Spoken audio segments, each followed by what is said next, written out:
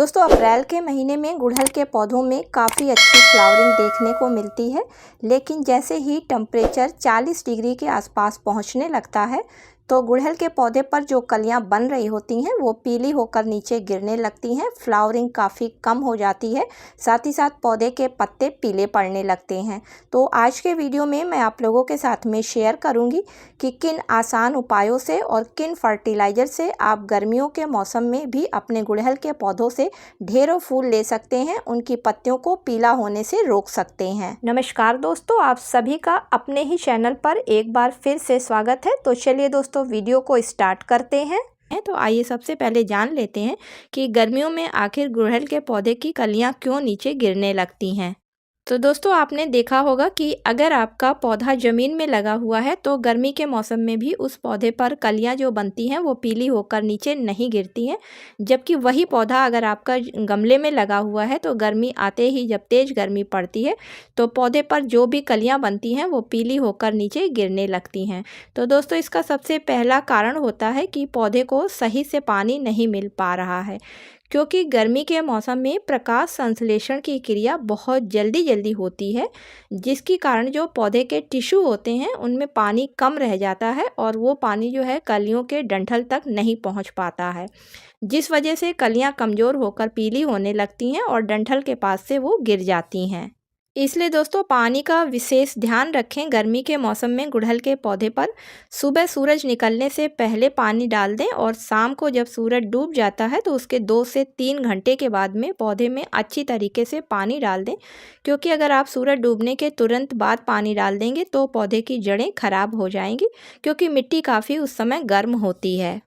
दूसरी वजह होती है दोस्तों कलियों के गिरने की टेम्परेचर का अधिक होना। तो अप्रैल से जून के बीच में मैदानी क्षेत्रों में टेम्परेचर काफ़ी बढ़ जाता है, यानी कि 35 डिग्री सेल्सियस से 50 डिग्री सेल्सियस के बीच का टेम्परेचर हो जाता है और गमलों में लगे हुए पौधे इतना अधिक टेम्परेचर बर्दाश्त नहीं कर पाते हैं, जिसकी वजह से उनकी कलियां पीली होकर नीचे झड़ जाती हैं। इसके साथ साथ पौधे की पत्तियां भी आपने देखी होगी कि पीली होकर टेम्परेचर अधिक होने की वजह से गिर जाती हैं। इसलिए अगर आप अपने चाहते हैं कि आपके पौधे पर से कलियां ना गिरें तो उसके लिए पौधे को सुबह की 2 से 3 घंटे की धूप दिखाने के बाद में कहीं सेमी शेड एरिया में उठाकर रख दें और पौधे की मिट्टी में अच्छी तरीके से मल्चिंग कर दें, जिससे उसकी जड़ों में गर्मी ना पहुंचने पाए। तीसरा कारण होता है कलियों के पीले होकर नीचे गिरने का इंसेक्ट अटैक का। दोस्तों आपने देखा होगा कि जैसे ही तेज़ गर्मी शुरू होती है वैसे ही गुड़हल के पौधे पर कई तरीके के इंसेक्ट लग जाते हैं और ये कलियों के रस को चूसते हैं, जिसकी वजह से कलियों के डंठल कमज़ोर हो जाते हैं और वो कलियां पीली होकर फूल में बदलने से पहले ही गिर जाती हैं। इसलिए कलियों को ख़राब होने से बचाने के लिए हफ्ते में एक बार आप अपने पौधे को चेक करते रहें और नीम ऑयल का अच्छी तरीके से स्प्रे करते रहें, जिससे कि पौधे पर जो इंसेक्ट लगे हैं वो हट जाएं और आगे से बढ़ने ना पाएँ। दोस्तों अगला रीजन होता है कलियों के गिरने का कि पौधों में पोषक तत्वों की कमी का होना, क्योंकि गर्मी में जितने भी पौधे होते हैं वो सभी फोटोसिंथेसिस की प्रोसेस को जल्दी करते हैं, जिसकी वजह से मिट्टी में जो पोषक तत्व होते हैं वो पानी के साथ में निकलते रहते हैं और वो धीरे धीरे मिट्टी क्षारीय हो जाती है और उसके पोषक तत्व खत्म होने लगते हैं। तो यही कारण गुड़हल के पौधे के साथ भी होता है, क्योंकि जब उस पे पोषक तत्वों की कमी होने लगती है तो पौधे पर जो कलियां बन रही होती हैं उसको पूरी तरीके से भोजन नहीं मिल पाता है और वो कमज़ोर होकर पीली होती हैं और फिर पीली होने के बाद नीचे गिर जाती हैं। लेकिन वही पौधा अगर आपका ज़मीन में लगा हुआ है तो आपने देखा होगा कि गर्मी के मौसम में भी उस पर कलियाँ पीली होकर नीचे नहीं गिरती हैं। इसलिए पोषक तत्वों की कमी को भी दूर करना पौधे से काफ़ी ज़रूरी होता है। तो दोस्तों चलिए जान लेते हैं कि कलियों को गिरने से हम किस तरीके से रोक सकते हैं।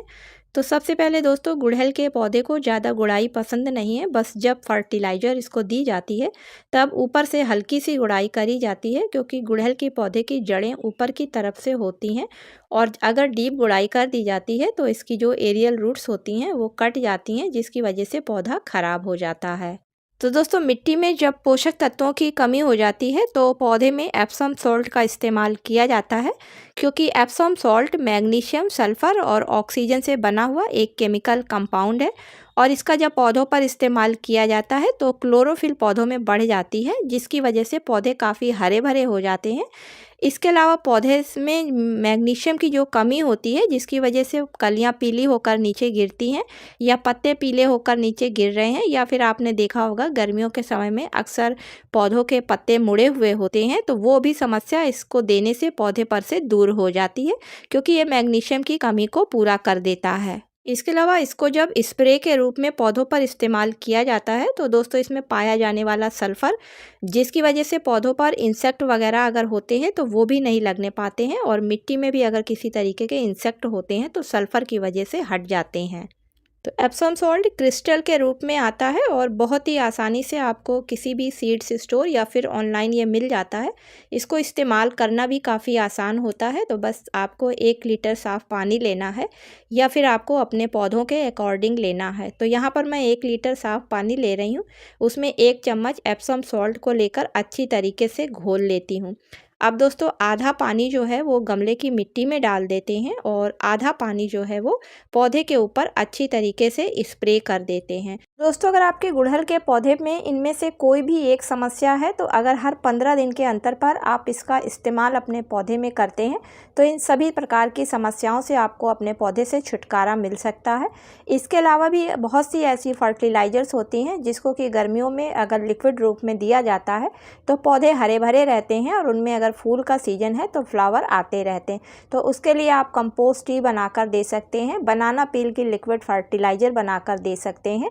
या ओनियन पील की लिक्विड फर्टिलाइज़र बनाकर दे सकते हैं। दोस्तों इन सभी फर्टिलाइज़र में पोटेशियम की काफ़ी अच्छी मात्रा होती है, जिसकी वजह से पौधों पर कीड़े भी नहीं लगते हैं, साथ ही साथ पौधों में फ्लावरिंग भी अच्छी तरीके से होती है। तो दोस्तों उम्मीद करती हूँ कि आज का वीडियो आप लोगों को पसंद आया होगा। यदि पसंद आया हो तो इसे लाइक और शेयर करें, और चैनल पर पहली बार विजिट कर रहे हैं, वीडियो पसंद आ रहा है तो चैनल को सब्सक्राइब करें। मिलती हूँ किसी अगले वीडियो में किसी नई जानकारी के साथ में। तब तक के लिए दोस्तों हैप्पी गार्डनिंग।